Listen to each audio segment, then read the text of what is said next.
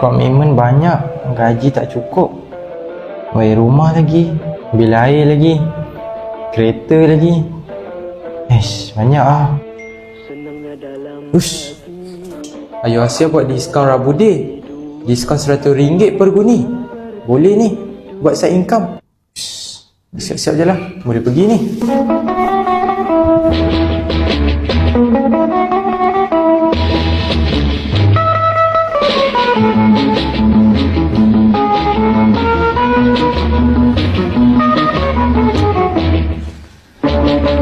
Bunyi gitar. Mana kedai? Ni kedai dia.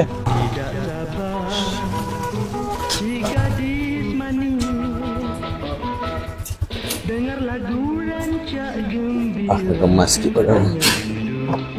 Assalamualaikum bang. Waalaikumsalam. Ya, cari apa tu? Betul ke dekat sini saya dengar ada buat Ayu Asia diskaun Rabu Day? Betul lah. Kita ada buat diskaun Rabu Day untuk semua guni yang ada dekat gudang Ayu Asia. Diskaun RM100. Boleh saya tengok tak bang? Boleh. Hanya untuk hari Rabu ke? Jom, saya tunjuk. Untuk guni yang ada di stok. Ni lah guni dia bang. Yang ni guni yang paling hot dekat gudang Ayu Asia. Kalau abang beli hari ni, dapatlah diskaun RM100 Rabu Day kita.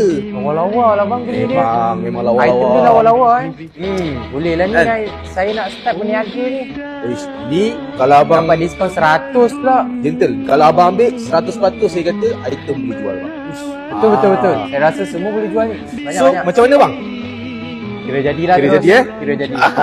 Tinggal bungkus lah ni? Bungkus tu. Bungkus terus Okey ngam. Bang, jadi ni abang nak post ke ataupun ambil walk-in?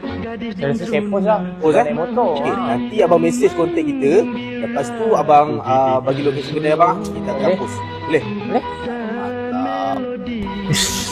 Dapat diskaun lagi RM100 pula tu. Berbaloi item lawa-lawa. Happy-nya kau hari ni. Dapat diskaun. Bestnya. Tak sabar aku nak berniaga. Kenapa tak hidup pula motor ni? Kacau.